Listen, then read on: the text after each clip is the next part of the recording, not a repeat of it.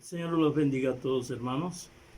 Este es su pastor y amigo Carl, eh, para llevarles un mensaje acerca de la palabra de Dios.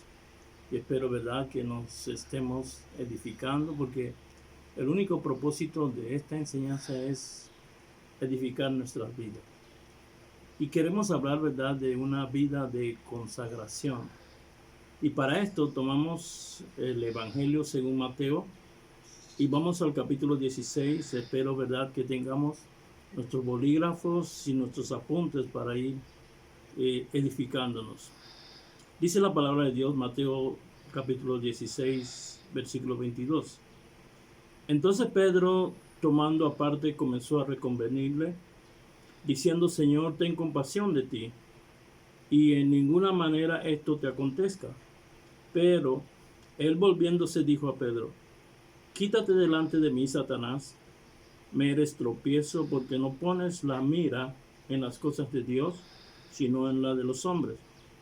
Entonces Jesús le dijo a sus discípulos: Si alguno quiere venir en pos de mí, niéguese a sí mismo y tome su cruz y sígame, porque todo aquel que quiera salvar su vida la perderá, y todo aquel que pierda su vida por esta causa la hallará. Porque ¿qué aprovechará al hombre si ganare todo el mundo y perdiere su alma? ¿O qué recompensa dará el hombre por su alma? Porque el Hijo del Hombre vendrá en la gloria de su Padre con los ángeles, y entonces pagará a cada uno conforme a sus obras. De cierto os digo que hay algunos de los que están aquí que no gustarán la muerte hasta que haya venido el Hijo del Hombre, viniendo en su reino. Otra vez, hermanos, el Señor los bendiga a todos. Espero que estén cómodos con sus apuntes, y vamos a estudiar ciertas cosas de la palabra de Dios acerca de la consagración.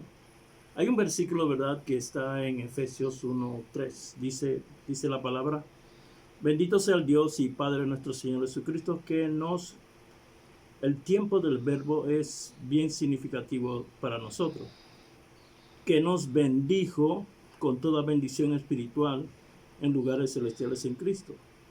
Quiere decir que ya Dios nos bendijo, Dios ha hablado todas las cosas buenas acerca de nosotros. Hay un versículo que está en la segunda carta de Pedro que dice que nos bendijo con todo, que nos ha dado todas las cosas necesarias para vivir. Y nosotros, verdad, debemos apoderarnos de esas cosas. Dios promete y nosotros nos apoderamos de las bendiciones. Y escuche esto. En el libro de Números, en el capítulo 23, cuando Balac, el rey de los moabitas, él contrató a Balaam para maldecir al pueblo de Israel. Y Balaam fue, verdad, un profeta pervertido, fue a maldecir al pueblo, y Dios les dijo que no. Y él pudo llegar a la conclusión: no puedo maldecir lo que Dios ha bendecido. Así que si nosotros somos benditos de Dios, nadie nos puede maldecir. Pero algunos me dirán: pastor, pero ¿por qué me va mal entonces a algunos de nosotros? Y muchas veces, verdad, nosotros estamos ahora bajo la ley de la siembra y la cosecha. Todo lo que sembramos, vamos a cosechar. Y algunos, verdad, buscan las cuestiones, por qué le va mal en cosas exteriores, como las maldiciones generacionales o estas cosas, verdad, que algunos dicen. Pero la verdad es esta, hermano: nosotros somos bendecidos de Dios, y tenemos que apoderarnos y desarrollar esas bendiciones, y no estar prestando atención de cosas que nos puedan afectar. Y esto le digo como consejo: si somos bendecidos por Dios, no debemos dejar que ninguno nos maldiga. Y maldecir simplemente es decir cosas que tú no eres. Eres bendito de Dios y tienes que mantener esa confesión, y cada vez que alguien te dice lo contrario, entonces tú tienes que contrarrestar. Eso no, hermano, eso yo no lo acepto.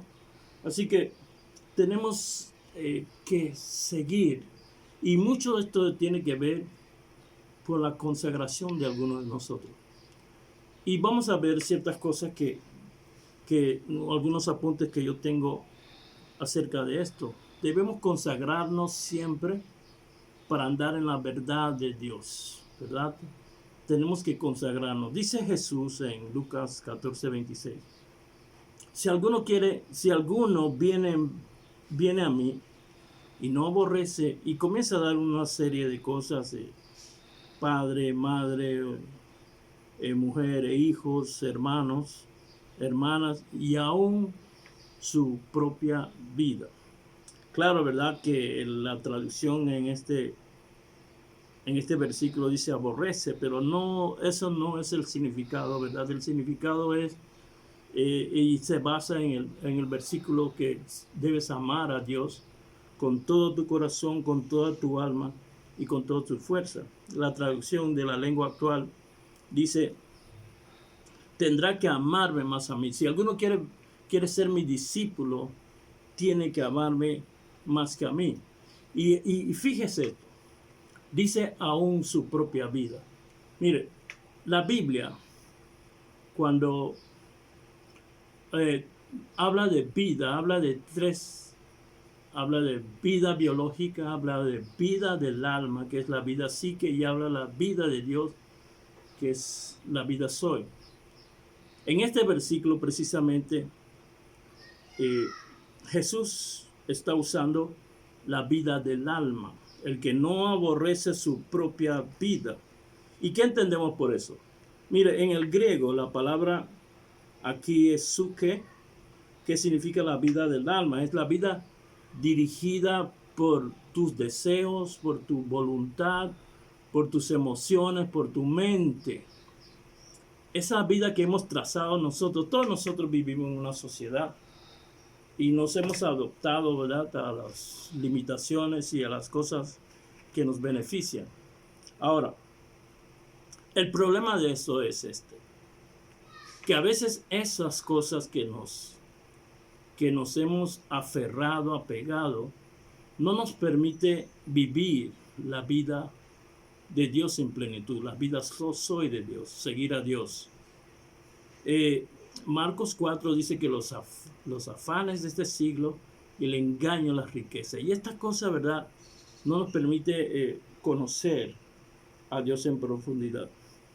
En el contexto de este versículo de Lucas 14, Jesús habló una parábola. Lucas 14, 16. Dice, entonces Jesús dijo a sus discípulos, un hombre hizo una gran cena y convidó a muchos, y a la hora de la cena envió a su siervo a decir a los convidados, venid, que ya todo está listo. Y ustedes saben la historia, ¿verdad? Los convidados comenzaron todos a dar excusas. Uno dijo, mira, he comprado una hacienda y tengo que ir a verla. Otro dijo, he comprado 5 yuntas de buey y tengo que ir a probarla. Y el otro dijo, yo acabo de casarme y no voy a ir. Y nosotros pensamos, ¿verdad?, que Jesús estaba hablando proféticamente de que Él iba a venir a la tierra en su primera venida y los suyos lo iban a rechazar. Pero también esto se asemeja a las mismas respuestas que damos nosotros cuando Dios nos invita a participar de su reino. Todos tenemos una excusa para entrar a su reino. Entonces, ¿qué quiere decir esto, pastor? Que cuando Jesús oímos la palabra de Dios debemos disponer nuestro corazón para poder seguir hasta el final. En este mismo capítulo de Lucas 14, Jesús dice en el versículo 28, porque ¿quién de vosotros queriendo edificar una torre no se sienta primero a calcular los gastos y ver si tiene lo necesario para acabarla? Porque después de haber comenzado la obra, se puede quedar hasta el final. no puede terminarlo hasta el final. Y esto quiere hablar, y esto está hablando del corazón de muchos de nosotros. Hay muchos de nosotros que comenzamos la carrera del evangelio con tanta fogosidad, pero al final no terminamos la carrera, porque no hemos dispuesto nuestro corazón. Y la clave está en que si tú no amas a Dios más que todas las cosas de este mundo, no puedes ser su discípulo. Así que debemos disponer nuestro corazón. Mire, la santificación es un proceso espiritual que es subsecuente a la conversión de nosotros, donde nos purifica Dios, nos purifica y quebranta el poder del pecado sobre nosotros. Mire, Jesús iba caminando en su obra, él estaba determinado a concluir todo lo que el Padre le había mandado. Y sale al encuentro de él un joven que tenía riquezas y llegó donde Jesús y le dijo: Maestro, ¿qué debo hacer para poder heredar la vida eterna? Y Jesús le contestó, ¿verdad? La simple pregunta, bueno, guarda los mandamientos. Y él contestó: mira, esto lo hago desde mi juventud, jactándose. Mire, para entrar en la vida eterna, nosotros solo necesitamos mantenernos en santidad delante de Dios. Pero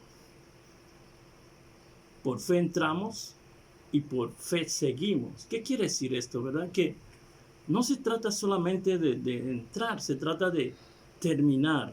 Y para poder terminar necesitamos tener fe. ¿Y la fe en qué? La fe es en la palabra de Dios, pero la fe en la palabra de Dios, la que funciona. No doctrinas cerradas, no cosas que al final no dan el resultado que queremos.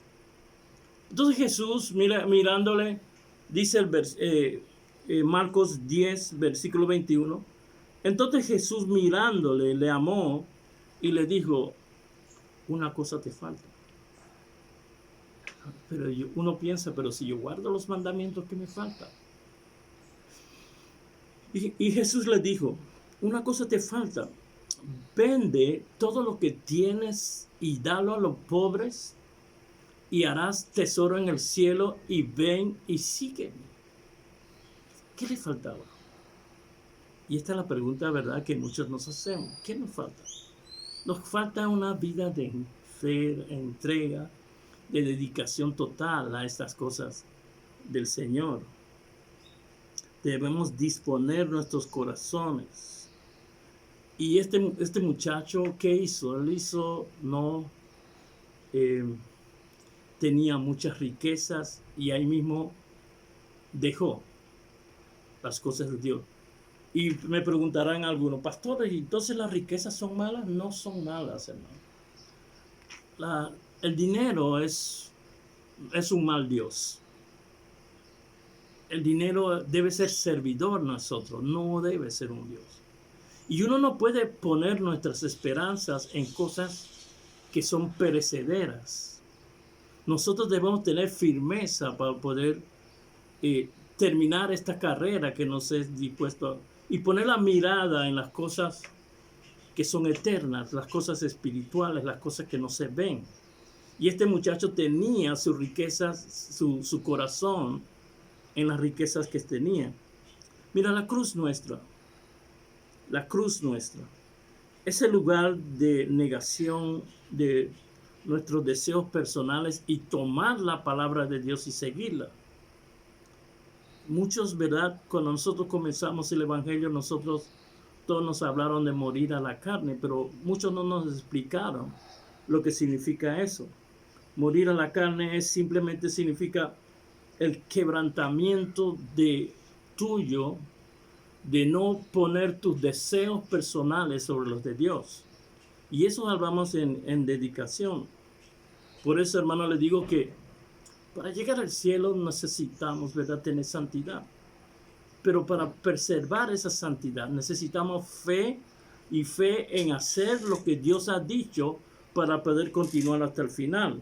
La Biblia dice, el que persevera hasta el final, este será salvo.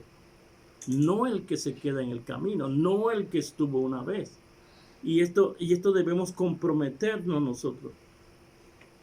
Mire, Santiago dice esto. Son versículos, ¿verdad? Fuertes. Cuando alguno es tentado, dice, no diga que es tentado de parte de Dios, porque Dios no puede ser tentado por el mal, ni él tienta a nadie, sino que cada uno es tentado cuando de su propia concupiscencia es atraído y seducido. ¿Qué significa esto? Significa que este es el proceso que pasamos todos nosotros. Y este versículo habla a cristianos. Santiago está hablando a cristianos. Cada uno tiene sus cosas por lo cual va a ser procesado por Dios a su tiempo de Dios. Entonces, nosotros, Pedro, la primera carta de Pedro, en el versículo 2, capítulo 1, versículo 10, dice, elegidos según la presencia de Dios Padre en santificación del Espíritu. Cuando yo leo esto, ¿verdad? Que todavía nosotros somos un espíritu que tiene un alma y vive en un cuerpo. Y nosotros hemos sido santificados, dice este versículo, en el Espíritu, pero necesitamos renovar nuestra mente, que es el alma, la mente, donde está el alma. El alma es la mente, la voluntad, el deseo, y llevar nuestro cuerpo en sacrificio vivo. Y todo esto se relaciona a la vida cristiana. Dice Romanos 6:22, mas ahora que habéis sido libertados del pecado y hechos siervos de Dios, tenéis como fruto vuestra santificación y como fin la vida eterna. Mire, las costumbres viejas no la vamos a olvidar. Lo que hacemos es sobreponer costumbres nuevas sobre ella. Nuevo estilo de vida, antes pasaba más tiempo haciendo esto, pero ahora hago lo otro, sirvo a Dios. Por eso dice, tenéis como fruto vuestra santificación. El problema en todo esto es la percepción que tienen algunos en el Evangelio. Mire, Dios no nos llamó a ser creyentes, nos llamó a ser discípulos. Y esto lo digo con toda humildad. La palabra que usa Jesús de discípulos en el griego es matetes. Matetes, así mismo como suena, matetes. Y matetes es uno que aprende a los pies de un maestro para ir luego a hacer lo mismo. Y esto es lo que hacía Jesús con sus discípulos. Le enseñaba, les predicaba y luego los mandaba para que ellos hicieran la obra del Señor. En Juan 6, usted conoce toda la escena de la alimentación de los 5,000 con 5 panes y 2 peces. Estos hombres, ¿verdad?, estaban en el monte con Jesús, estaban allá, y Jesús tomó 5 panes y 2 peces de un muchacho y los multiplicó y alimentó a 5,000 hombres, sin contar mujeres y niños. Así que podemos presumir, ¿verdad?, de que pudiesen haber unas 15,000 personas ahí. Ahora, al ver a estos hombres, el milagro de Jesús, lo que hicieron es, mira, este es el profeta que había de venir, vamos a apoderarnos de él y tomarlo rey. Y Jesús se retiró y prácticamente huyó de esas personas. Pero la motivación que ellos tenían del evangelio no era la correcta. Así que ellos siguieron a Jesús y dice Juan 6:26, lo encontraron en la sinagoga al otro lado y respondió Jesús y les dijo, de cierto os digo que me buscáis no porque habéis visto las señales, sino que comiste el pan y os saciaste. Hermano, a veces la gente dice, oh, pastor, usted habla muy duro. ¿Y qué tal si uno le habla así? Porque si uno lo traduce, como dice, me buscan solo porque quieren llenar la pancita. Y Jesús les dijo, mira, trabajad, no por la comida que perece, sino por la comida que a vida eterna permanece, la cual el Hijo del Hombre os dará, porque a este señaló Dios. Muchos de nosotros, hermanos, a veces oímos cosas que no entendemos en el Evangelio. Pero la verdad es esta, si permanecemos, el Señor nos lo va a mostrar y tenemos el Maestro por excelencia en nosotros, que es el Espíritu Santo.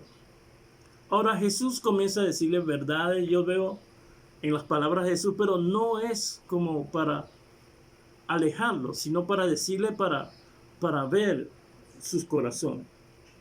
En ese mismo capítulo en el versículo 63, Jesús deja una verdad que,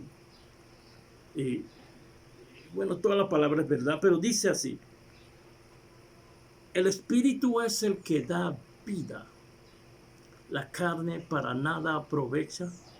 Las palabras que yo les he hablado son espíritu y son vida. Ok, vamos a pensar un poquito en esto. Las palabras que no entendemos, los discípulos de Jesús cuando tenían un tiempo, llegaban allá y le decían, Señor, explícanos. Y el Señor les explicaba, porque la intención no es de correr a la gente.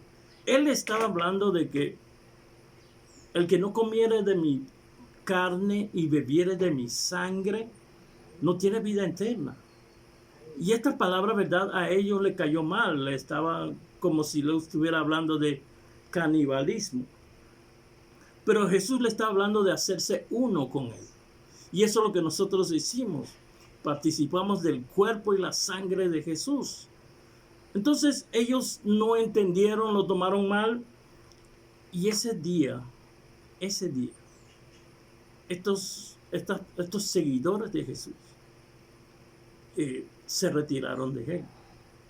Y me llama la atención, ¿verdad? Que Jesús no hizo nada para explicarle las cosas, sino que se fueron. Imagínense, su iglesia de 15,000 personas.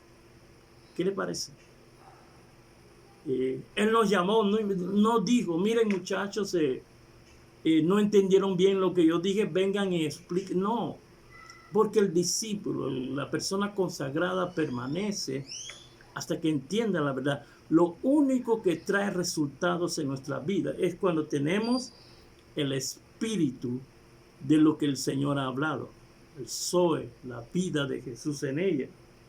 Entonces, esta vida debemos tener siempre y andar buscando la profundidad. Y esto es lo que significa la consagración. Buscar la verdad de Dios. Estar ahí buscando siempre la verdad de Dios. Fíjense esto. En Mateo 16, el versículo clave que le acabo de leer. Jesús está en sus últimas horas sobre la tierra y comienza a decirle a los apóstoles las cosas que le iban a suceder. Les digo, mira, yo voy a ser entregado por los líderes religiosos a los gentiles y los gentiles me van a matar, pero al tercer día yo voy a resucitar. Y Pedro, ¿verdad? Pedro comenzó en el versículo 22 de Mateo 16. Entonces Pedro, tomándole aparte, comenzó a reconvenirle, diciendo, Señor, ten compasión de ti. En ninguna manera esto te acontezca. Ustedes conocen, ¿verdad? Pedro era un pescador con Juan y Santiago, y Jesús lo fue y los dijo, los voy a hacer pescadores de hombres. Ahora,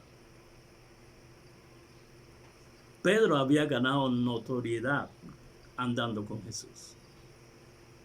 Aún los fariseos decían, este se ve que ha estado con Jesús. Este es un hombre del vulgo y ha estado con Jesús. Y nosotros pensamos que Pedro estaba hablando más por él, porque no tenía la mirada en las cosas de Dios. Pedro está diciendo, mira, no te ocurra eso, porque ¿dónde voy a quedar mi vida que yo estoy viviendo? Pero la vida no se trata de cómo tú te sientas. La vida en Evangelio se trata de tomar las decisiones correctas para poder seguir adelante. Y por eso Jesús le dice en el versículo 24, y dice, entonces Jesús dijo a todos sus discípulos, si alguno quiere venir en pos de mí, niéguese a sí mismo y tome su cruz y sígame. Y dice, porque todo aquel que quiera salvar su vida, acuérdense de lo que le dije, esa vida es la vida suke, la vida que tú has diseñado con tus deseos, tus emociones, tu mente y tu voluntad.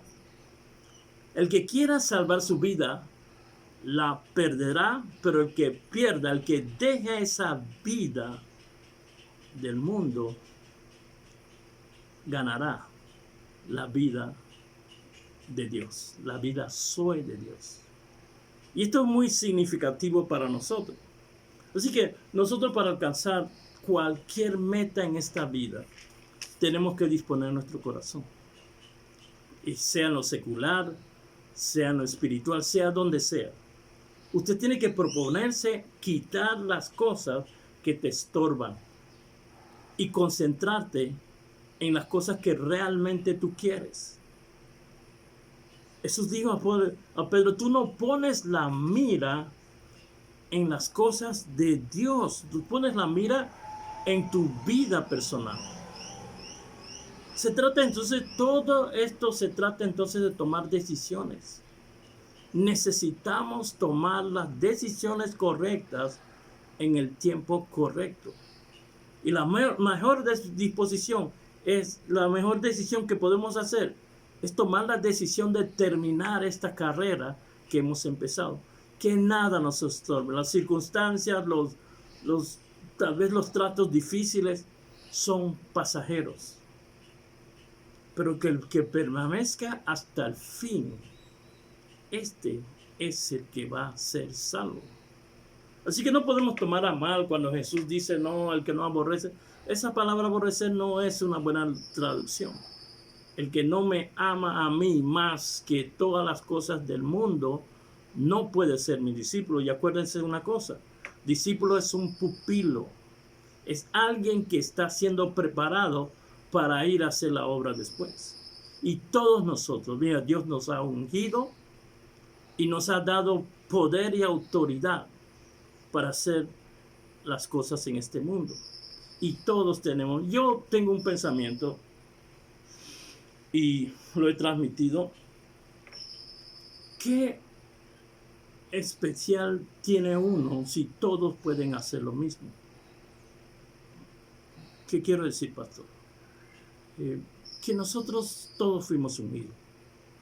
Dios dice, estas señales seguirán a los que creen, sobre los enfermos pondrán las manos y sanarán. Nosotros tenemos todas esas cosas. Así que nos falta es desarrollarlo para poder andar en estas cosas, y todas las promesas de Dios son en Él sí y son en Él amén, por medio de nosotros.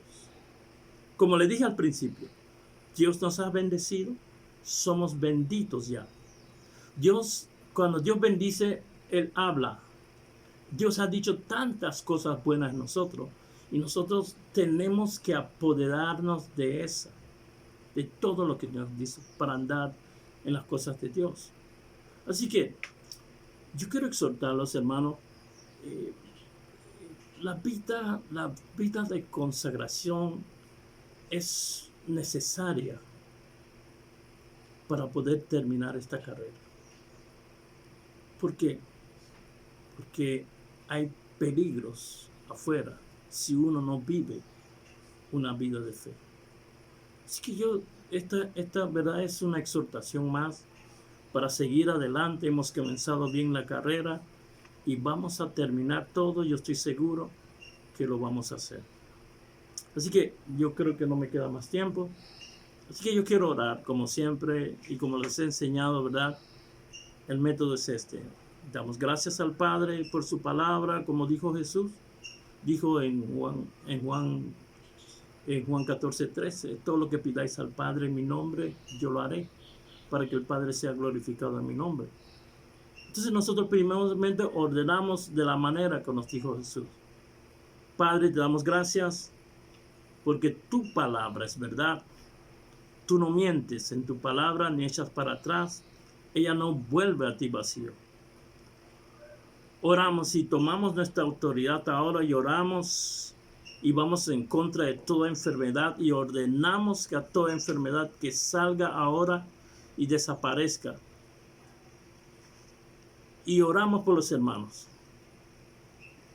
para que nos levantemos y tomamos esta autoridad y poder que tú nos has dado a nosotros para alcanzar todas las metas que nos hemos propuesto. Señor, gracias y te damos gracias por todo. Amén.